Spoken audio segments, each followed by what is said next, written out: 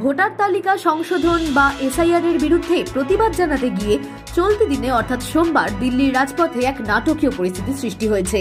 INDIA জোটের সাংসদের সঙ্গে দিল্লি পুলিশের তুমুল সংঘর্ষের ঘটনা ঘটেছে। এই ধস্তাধস্তির মধ্যে অসুস্থ হয়ে পড়েছেন তৃণমূল সাংসদ মিতালি বাগ।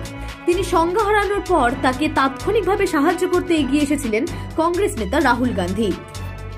বিহার ও অন্যান্য রাজ্যে নির্বাচন কমিশনের এসআইআর কর্মসূচি নিয়ে বিরোধী শিবির দীর্ঘদিন ধরেই ক্ষোভ প্রকাশ করে আসছিল। তাদের অভিযোগ, এই প্রক্রিয়ার মাধ্যমে বৈধ ভোটারের নাম তালিকা থেকে বাদ দেওয়া হচ্ছে। এর প্রতিবাদে সোমবার বিরোধী দলগুলির জোট আইএনডিআই এর সাংসদরা সংসদ ভবন থেকে নির্বাচন কমিশন অভিমুখে একটি পদযাত্রা শুরু করেন। লোকসভার বিরোধী দলনেতা রাহুল গান্ধীর নেতৃত্বে এই মিছিলে ভোট চুরি বন্ধ করো স্লোগান তোলা হয়। তবে কমিশনের দফতরের দিকে এগোতেই দিল্লি পুলিশ ব্যারিকেড দিয়ে তাদের পথ আটকে দেয়। পুলিশি বাধার মুখে পড়তেই পরিস্থিতি আরো উত্তপ্ত হয়ে ওঠে। বিক্ষোভ সামাল দিতে গেলে উভয় পক্ষের মধ্যে শুরু হয় তুমুল ধাক্কাধাক্কি।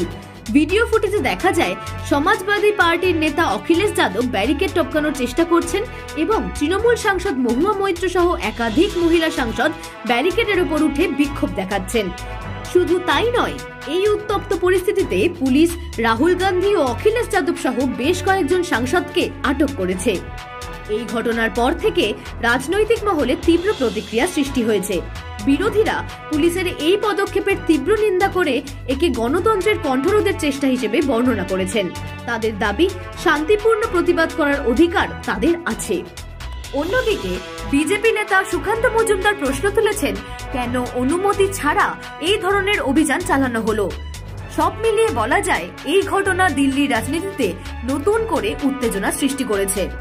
অঙ্কিতা পালের রিপোর্ট, হেডলাইন্স কলকাতা। আনন্দ আর ভালোবাসার দীপ্তিতে গড়া সমুজ্জ্বল পরমা, ঠিক তোমারই মতো। শ্যাম সুন্দর কোম্পানি জুয়েলার্স, আগরতলা, উদয়পুর, ধর্মনগর, কলকাতা।